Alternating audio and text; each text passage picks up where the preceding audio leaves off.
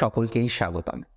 আজকে আমরা আলোচনা করব ২০২৪-এর ফেব্রুয়ারি মাসের ১৫ তারিখ থেকে মার্চ মাসের ১৫ তারিখ, মানে একটা মাস। এই একটা মাসের সময়কাল কন্যা রাশির জাতক জাতিকাদের জন্য কতটা বিশেষ হতে পারে, কতটা ডেভেলপমেন্ট হতে পারে, এবং আমাদের জীবনে তো আর একটা ঘটনা নয়, বিভিন্ন ঘটনার সমন্বিতভাবে কিন্তু জীবনে চলতে থাকে। তো কন্যা রাশির জাতক জাতিকাদের কোন কোন ক্ষেত্রে পজিটিভিটি থাকবে, এই যে সঞ্চারটি এটি আদতেও আপনাদের জন্য পজিটিভ কিনা, সমস্ত বিষয় নিয়ে আমরা চর্চা করব। সবার প্রথম যে বিষয়টি নিয়ে চর্চা করব সেটি হলো কন্যার স্বাস্থ্য। দেখুন, কন্যা রাশির স্বাস্থ্য ২০২৪-এর ফেব্রুয়ারির ১৫ তারিখের পর থেকে আমরা কিন্তু দেখব মোটামুটি পজিটিভই আছে। ২০ তারিখ পর্যন্ত ওভারঅল ভালোই থাকবে। ২০ তারিখের পর বিশেষ করে যাদের ক্রনিক কোনো সমস্যা আছে, নার্ভ রিলেটেড, ব্যথা, বেদনা, নার্ভের তো বিভিন্ন রকম প্রবলেম হয়। তো সেই ধরনের সমস্যাগুলো যাদের আছে, তাদের কিন্তু সমস্যাটা একটু, আমি বলব না প্রচুর পরিমাণে বেড়ে যাবে, বাট কোথাও যেন গিয়ে আমার মনে হয় সামান্য একটু বেড়ে যাওয়ার প্রবণতা বা টেন্ডেন্সি সেটি কিন্তু থাকছে। এর সাথে সাথে আপনাদেরকে আমি এটিও জানাতে চাই, কন্যা রাশির জাতক জাতিকাদের এই যে স্বাস্থ্য নিয়ে সমস্যাটা একটু বাড়তে পারে, বিশেষ করে ক্রনিক প্রবলেমে, যাদের ব্যথা বেদনা, পেটের সমস্যা বা কোনো না কোনোভাবে বারবার মানসিক চিন্তা আপনার চলে আসে, যে কারণে হয়তো অনেকবার আপনাকে সাইকোলজিক্যাল কাউন্সিলিং এগুলো নিতে হয়েছে। সো এই ধরনের বিষয়বস্তুর ক্ষেত্রে আমি স্ট্রংলি মনে করি যে আপনাদের পজিটিভিটি আসছে বা পজিটিভিটি থাকছে, এ বিষয়ে কোনো সন্দেহ অন্তত আমার নেই। এর পরের যে ম্যাটারটা নিয়ে আমরা আলোচনা করব বা চর্চা করব, সেটি হলো কন্যা রাশির জাতক জাতিকাদের যাদের অপারেশন ভেরি রিসেন্ট টাইমে হয়েছে বা যারা ভাবছেন যে অপারেশন করতে হবে, তাদের পরিস্থিতিটাকে পাল্টাতে পারে বা তাদেরকে একটু বেটার আমরা এক্সপেক্ট করতে পারি। দেখুন, রাষ্ট্রাধিপতি ষষ্ঠে যাবে, এটা কিন্তু খুব ভাইটাল একটা জায়গা। দ্বাদশপতির সাথে তার সহ অবস্থান হবে এবং দ্বাদশপতি রবি যখনই ষষ্ঠে যাবে, তৈরি হবে একটি বিপরীত রাজ্য। তার মানে আমরা একদম প্রাথমিক অবস্থাতেই যে প্রচুর একটা ভালো জায়গা পেয়ে যাব বা সমস্ত সমস্যা থেকে বেরিয়ে আসবো সেটি নয়, তবে ডেফিনেটলি বিপরীত রাজযোগ তৈরি হচ্ছে এবং এই একটি মাস বলা যেতে পারে আপনারা বিপরীত রাজযোগের মধ্যেই থাকবেন। সো কোথাও যেন গিয়ে একটা পজিটিভিটি, পজিটিভ আউটকাম আমরা কিন্তু এক্সপেক্ট করতে পারি যদি রাশিটি আপনার হয়ে থাকে কন্যা। কন্যা রাশির ক্ষেত্রে আমরা আরো বেশ কিছু ধনাত্মকতা পাবো, আরো বেশ কিছু পজিটিভিটি কিন্তু এক্সপেক্ট করতে পারবো, যার মধ্যে নিশ্চিতভাবেই আপনার অর্থ বিষয়টা কিন্তু ইনক্লুডেড। ১২ই ফেব্রুয়ারি থেকে যে কম্বিনেশন থাকছে, সেই কম্বিনেশনে বলা যেতে পারে ৭ই মার্চ পর্যন্ত আপনাদের আর্থিক ভাগ্য কিন্তু তুলনামূলকভাবে পজিটিভ হবে। বেশ কিছুভাবেই আমরা দেখব আর্থিক সমৃদ্ধি সেটি বৃদ্ধিপ্রাপ্ত হচ্ছে এবং তুলনামূলকভাবে আপনার আর্থিক স্টেবিলিটিটা একটু বৃদ্ধিপ্রাপ্ত হবে। অনেকেই আছেন প্রচুর আয় করেন, দেখুন এটা খুব কমন যে মানুষ প্রচুর আয় করে, প্রচুর ব্যয়ও করে, কিন্তু কন্যার ক্ষেত্রে আয় এবং ব্যয়ের মধ্যে যে সামঞ্জস্যতা রক্ষা করার চেষ্টা সেটি আপনার আছে, কিন্তু তৎসত্ত্বেও আপনি কিন্তু সেটি করে উঠতে পারছেন না। আপনি দেখছেন যখনই আপনি কিছু সঞ্চয় করছেন, তখনই বা তার কিছু সময়ের মধ্যেই এমন একটা খরচের জায়গা তৈরি হচ্ছে যেখানে ইউ হ্যাভ টু ইনভেস্ট, আপনাকে খরচ করতে হবে, আপনার কাছে তৃতীয় বা দ্বিতীয় কোনো অপশান নেই। তো এটি কিন্তু কন্যার জন্য একটা ভাবার জায়গা। এই বিষয়টা নিয়ে কিন্তু কন্যা রাশির জাতক জাতিকাদের ভাবতে হবে এবং আমার মনে হয় এটি নিয়ে ভাবা উচিত যে কেন এই জায়গাটা তৈরি হচ্ছে, এবং ডেফিনেটলি জ্যোতিষশাস্ত্র অনুসারে আপনাদের যে দ্বিতীয় ভাব এবং দ্বাদশ ভাব তার দিকে কম্বিনেশন রয়েছে সেগুলো দেখতে হবে। তবে এটুকু প্রেডিকশন আমি দিতে পারি, কম্পারেটিভলি আগের মাসের তুলনায় এই মাসে কিন্তু আমরা দেখব আয়ের জায়গাটা একটু বেটার হবে এবং বিশেষত উত্তর ফাল্গুনী এবং হস্তার আয়ের ক্ষেত্রে কিন্তু পসিবিলিটিসটা আরো বাড়বে। মানে কোথাও যেন গিয়ে আমার মনে হয় আয়ের স্টেবিলিটিটা বৃদ্ধিপ্রাপ্ত হতে পারে বা বৃদ্ধিপ্রাপ্ত হবে। পরের কম্বিনেশন হলো কন্যা রাশির জাতক জাতিকাদের সহোদরের নিয়ে বিভিন্ন রকম চিন্তা ভাবনা বা দুশ্চিন্তা। সহোদরকে নিয়ে অনেক চিন্তায় আছেন কন্যা এবং এটি একদম ফ্যাক্ট। কিন্তু কন্যা রাশির ক্ষেত্রে একটা বিষয় আমি বারবার বলি যে সহোদর ভাগ্য সবসময় খারাপ হয় না, এবং আপনারা আপনাদের দায়িত্ব কর্তব্য বিশেষ করে উত্তর ফাল্গুনি কখনোই ভোলে না। কিন্তু কন্যার উত্তর ফাল্গুনি এবং হস্তা উভয় ক্ষেত্রেই আমরা দেখি এদের যেভাবে সহোদরকে হেল্প করা বা এদের যেভাবে সহোদরের পাশে এসে দাঁড়ানোর টেন্ডেন্সিটা থাকে, এদের যখন প্রয়োজন, এদের যখন দরকার, তখন কিন্তু সেই হেল্প আপনারা আপনাদের সহোদর বা আদার্স মানুষগুলোর থেকে সেই অর্থে পান না। এটা খুব গুরুত্বপূর্ণ একটা তথ্য আমার মনে হয়, যেটা হয়তো আমাদের বোঝার দরকার বা যেটা আমাদের জানার দরকার। এর পরের বিষয়টা হলো কন্যা রাশির জাতক জাতিকাদের তাদের যাদের আইনি জটিলতা চলছে এবং আইন সংক্রান্ত একটা বিষয় নিয়ে আপনি খুব চিন্তিত, আপনি প্রচুর টেনসড রয়েছেন। এই ধরনের ক্ষেত্রে আমার মনে হয় একটা পজিটিভিটি আমরা এক্সপেক্ট করতে পারবো।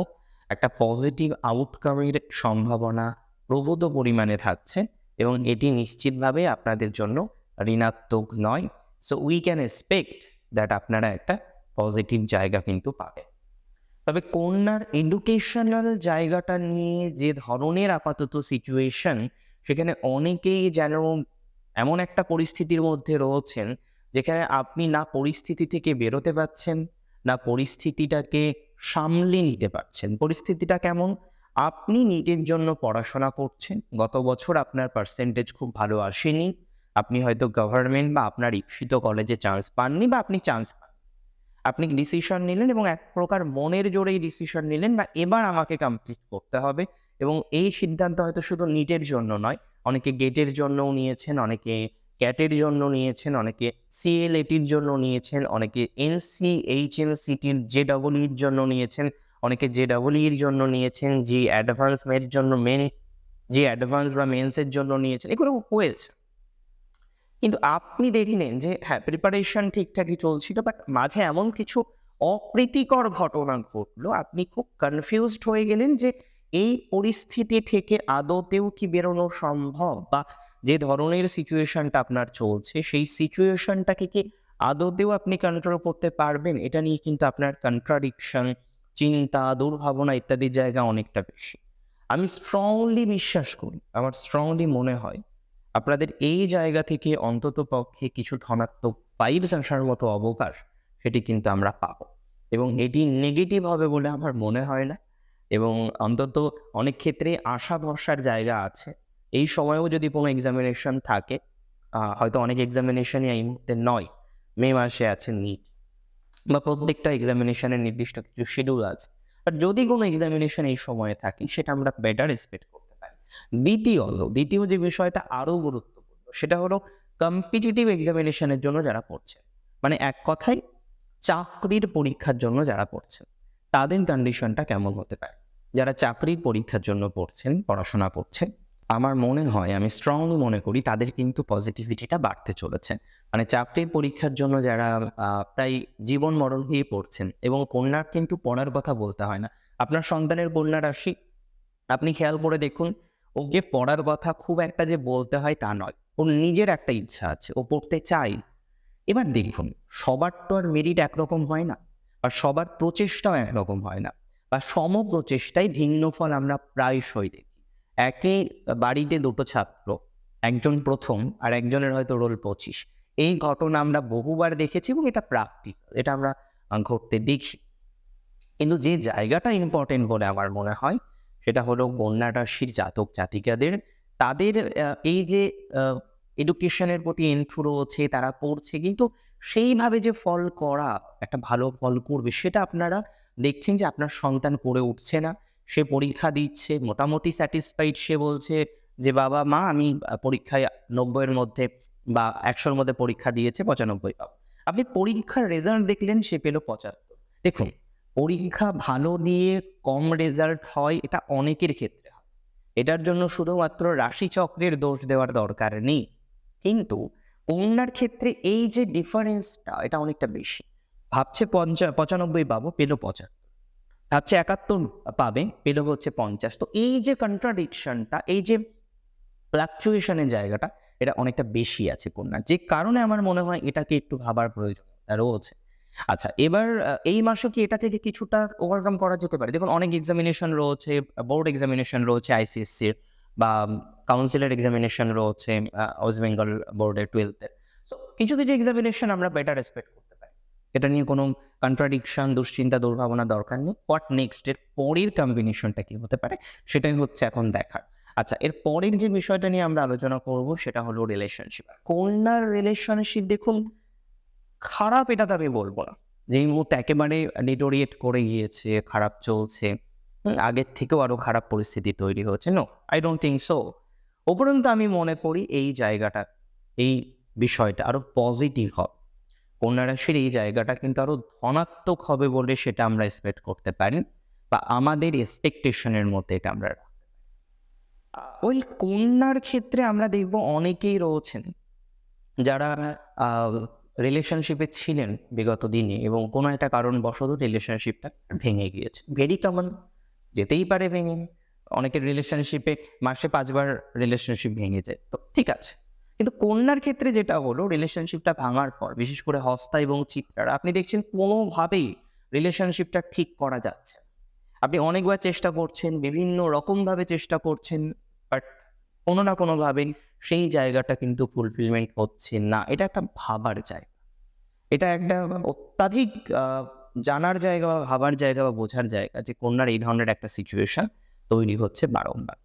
এর পরের যে বিষয়টি নিয়ে আমরা চর্চা করব বা পরের যে বিষয়টি নিয়ে আমরা আলোচনা করব সেটা হলো কন্যা রাশির জাতক জাতিকাদের এই রিলেশনশিপগুলো কি ব্যাক আসতে পারে। দেখুন, সব রিলেশনশিপ রিভাইভ হয় না, সব রিলেশনশিপ ফিরে আসে না, এবং খুব স্ট্রং ভাইবসও এখন রাশিচক্রে নেই যে রিলেশনশিপ ভেঙে গিয়েছে 6 মাস আগে সেটা হঠাৎ করে আবার জুড়ে যায়।